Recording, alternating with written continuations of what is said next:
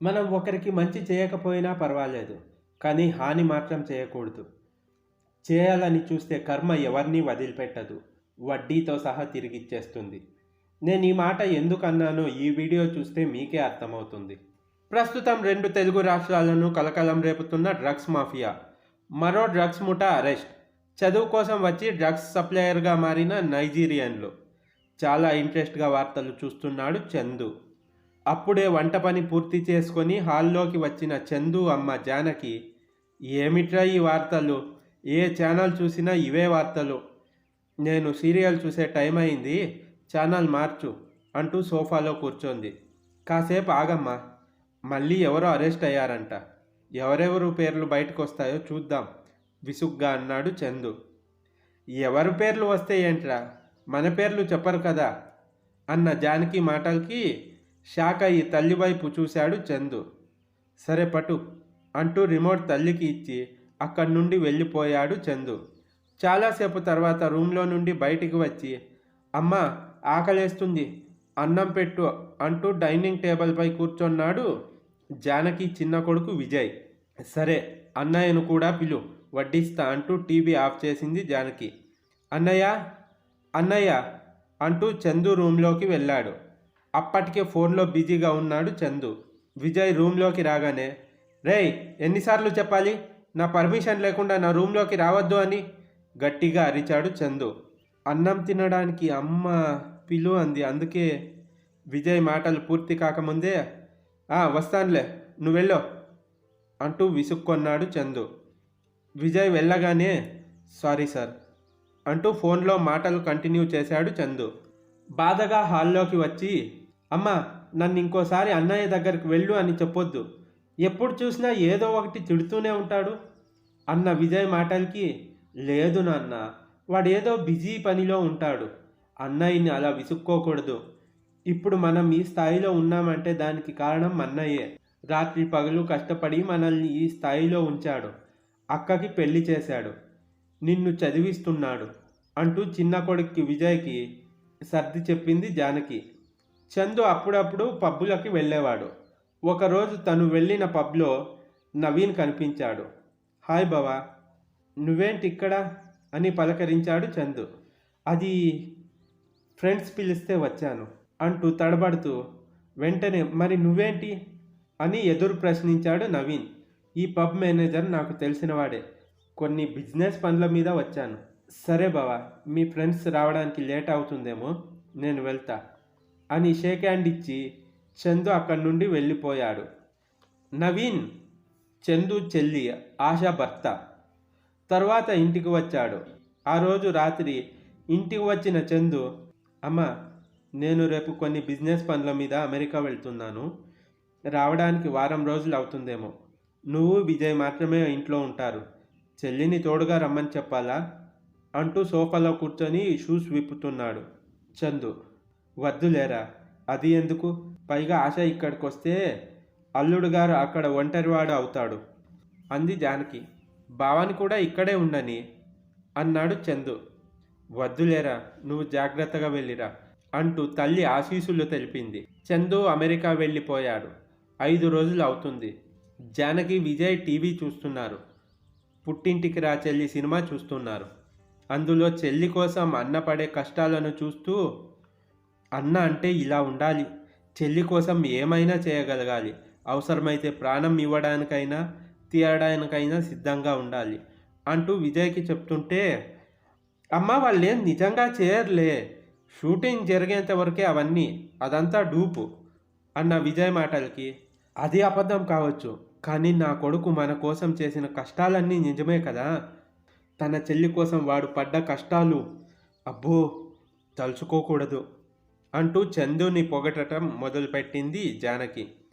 ఆ మాటలు విజయ్కి కొంచెం ఇబ్బందిగా అనిపించాయి. ఇంతలో ఫోన్ మోగింది. ఇది ఒకటి టైంకి మోగుతుంది అనుకుంటూ రిసీవ్ చేస్తుంది జానకి. అమ్మా అమ్మా టీవీ చూస్తున్నావా తడబడుతూ ఫోన్లో ఆశ మాట్లాడింది. అవును, పుట్టింటికి రా చెల్లి, నువ్వు కూడా చూస్తున్నావా అంటూ జానకి అడిగింది. అది కాదమ్మా, ఫస్ట్ నువ్వు న్యూస్ ఛానల్ మార్చి చూడు అంటున్న ఆశ మాటలకి భయం వేసి ఏమైందో అని న్యూస్ ఛానల్ మార్చింది జానకి. ఇప్పుడే అందిన వార్త. ప్రముఖ పబ్లో డ్రగ్స్ వాడుతూ పట్టుబడ్డ సాఫ్ట్వేర్ ఉద్యోగులు. వారి వివరాలు మా ప్రతినిధి శ్యామ్ అందిస్తాడు.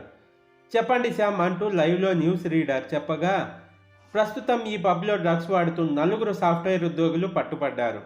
వారి వివరాలు అంటూ ప్రతినిధి చెప్తుండగా టీవీలో ఇంకోవైపు ఫోటోలు పడుతున్నాయి. అందులో ఒకరు నవీన్. ఆ ఫోటో చూసిన జానకి విజయ్లు షాక్ అయ్యారు. వెంటనే ఆశకి ఫోన్ చేసింది. ఏంటమ్మా ఇది? అల్లుడు గారు డ్రగ్స్ వాడటం ఏంటి? కళ్ళల్లో నీరు కారింది జానకి. అదేనమ్మా నాకు అర్థం కావడం లేదు. ఏడుస్తున్న ఆశతో, సరే ఫస్ట్ నేను అక్కడికి వస్తాను, నువ్వు ధైర్యంగా ఉండు అంటూ విజయ్ని తీసుకొని ఆశ ఇంటికి వెళ్ళింది జానకి. విజయ్, జానకి, ఆశ ముగ్గురు కలిసి స్టేషన్కి వెళ్ళారు. పోలీసులు నవీన్తో మాట్లాడనివ్వలేదు. మరుసటి రోజు అమెరికా నుండి చందు దిగాడు. దిగగానే వాళ్ళ బావ అరెస్ట్ గురించి చెల్లి చెప్పింది. ఏ పబ్లో దొరికాడు అని అడిగాడు. ఆశ ఆ పబ్ పేరు చెప్పి, ఆ పబ్ మేనేజర్ని అలాగే ఓనర్ని కూడా అరెస్ట్ చేశారంట. ఆశ మాటలు వినగానే గుండెల్లో గుణపం దిగింది చందుకి. నిజానికి చందు అలా షాక్ అయింది చెల్లి మాటల్లో ఆ పబ్ పేరు విని. ఎందుకంటే ఆ పబ్కి అప్పుడప్పుడు చందు వెళ్ళేది. ఇంతలో చందుకి ఫోన్ వచ్చింది. ఫోన్ మాట్లాడుతూ బయటికి వచ్చాడు. అలా మరో 2 రోజులు గడిచిపోయాయి. అందరూ ఏ క్షణం ఏ వార్త వినాలో అని న్యూస్ ఛానల్ చూస్తున్నారు. చందుకి ఫోన్ వచ్చింది. హలో అన్నాడు. అటువైపు నుండి ఎవరు మాట్లాడారో తెలియదు కానీ, సరే సార్ వస్తున్నాను అంటూ ముఖంపై పట్టిన చెమటల్ని తుడుచుకుంటూ బయటికి వెళ్ళిపోయాడు చందు. జానకి, ఆశలకి ఏమీ అర్థం కాలేదు. చందు వెళ్ళిన 2 గంటల తర్వాత ఇప్పుడే అందిన వార్త. ఆ పబ్కి డ్రగ్స్ చంద్రశేఖర్ అనే 28 ఏళ్ల కుర్రాడు సప్లై చేసేవాడని, అతడు వేరే దేశాల నుండి తీసుకొచ్చి గత 4 సంవత్సరాల నుండి సప్లై చేస్తున్నాడని పబ్ మేనేజర్ నోరు విప్పాడు. ఇంతకీ ఆ చంద్రశేఖర్ ఎవరు అన్నది ఇంకా పోలీసులు తెలుపలేదు. ఇంకొన్ని గంటల్లో తెలుపుతామని వివరణ ఇచ్చారు అంటూ న్యూస్ రీడర్ మాటలకి జానకి, ఆశ షాక్ అయ్యారు. అమ్మా, చంద్రశేఖర్ అంటే చందు కాదు కదా? తల్లి చేయి పట్టుకున్న ఆశతో, ఛ మనవాడు కాదు లేవే, నువ్వు ఊరుకో, భయపడకు అంటూ బిడ్డను ఓదార్చింది. ఆ రాత్రికి మెల్లగా నిద్రలోకి జారుకున్నారు వారు. తెల్లారగానే అర్థమైంది చంద్రశేఖర్ అంటే ఎవరో కాదు, తన కొడుకు చందునే అని. కుప్పకూలిపోయింది జానకి. పోలీసులు ఇల్లంతా సెర్చ్ చేశారు. డ్రగ్స్ ఎక్కడా దొరకలేదు. బావ మరుదులే అసలు దొంగలు అంటూ ఉన్నది లేనిది న్యూస్ వాళ్ళు చెప్తుంటే జానకి గుండె పగిలినట్టు అనిపించింది. డ్రగ్స్ సప్లై చేస్తున్నట్టు చందు కేసు ప్రూవ్ అయింది. వాడుతున్నట్టు అల్లుడు కేసు కూడా ప్రూవ్ అయింది. ఇద్దరికీ శిక్ష పడింది. న్యూస్ ఛానల్ వాళ్ళు చందు ఇంటికి వచ్చారు. చెప్పండి అమ్మా, మీ అబ్బాయి డ్రగ్స్ సప్లై చేస్తున్నట్టు మీకు తెలుసా? అలాగే మీ అల్లుడు కూడా వాడటం మీకు తెలుసా?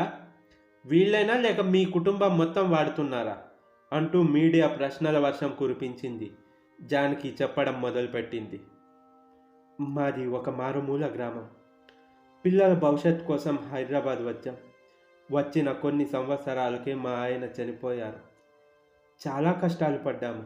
పెద్దవాడు ఉద్యోగం కోసం చాలా చోట్ల తిరిగి చిన్న చితకా ఉద్యోగాలు చేసేవాడు. చెల్లికి పెళ్లి చేయాలి, తమ్ముణ్ణి బాగా చదివించాలి అని ఎప్పుడూ చెప్తుండేవాడు. 5 సంవత్సరాల క్రితం ఏదో చిన్న బిజినెస్ చేస్తున్నాను అన్నాడు. కొన్ని రోజుల్లోనే చెల్లికి చాలా బాగా సాఫ్ట్వేర్ ఉద్యోగితో పెళ్లి చేశాడు. తమ్ముణ్ణి కూడా బాగా చదివిస్తున్నాడు. సొంత ఇల్లు కట్టుకున్నాము, సెటిల్ అయ్యాము అనుకున్నాను. కానీ ఇంతలోనే ఇలా అంటూ కన్నీరు పెట్టుకుంది జానకి. చూస్తున్నారు కదా, ఏ ఫ్యామిలీ కన్నీరు పెట్టుకోకూడదు అని చంద్రశేఖర్ డ్రగ్స్ సప్లై చేయడం మొదలుపెట్టాడో ఇప్పుడు అదే ఫ్యామిలీ కన్నీరు కారుస్తుంది. తన చెల్లి పెళ్ళి బాగా చేశాను అనుకున్నాడు, కానీ తను సప్లై చేసిన డ్రగ్స్కే బానిసైన నవీన్తో పెళ్లి చేసి చెల్లి జీవితం నాశనం అవడానికి కూడా చంద్రశేఖరే కారణమయ్యాడు. అందుకే ఎవరికైనా హాని తలపెట్టాలి అని చూస్తే దానివల్ల మనం కూడా నష్టపోతామని చంద్రశేఖర్ని చూస్తే తెలుస్తుంది అంటూ న్యూస్ ఛానల్ వాళ్ళు అక్కడి నుండి వెళ్ళిపోయారు. ఈ వీడియో ఎలా అనిపించిందో కమెంట్ చేసి ఈ స్టోరీ నచ్చితే లైక్ చేసి మన ఛానల్ని సబ్స్క్రైబ్ చేసుకోండి friends. Thanks for the watching.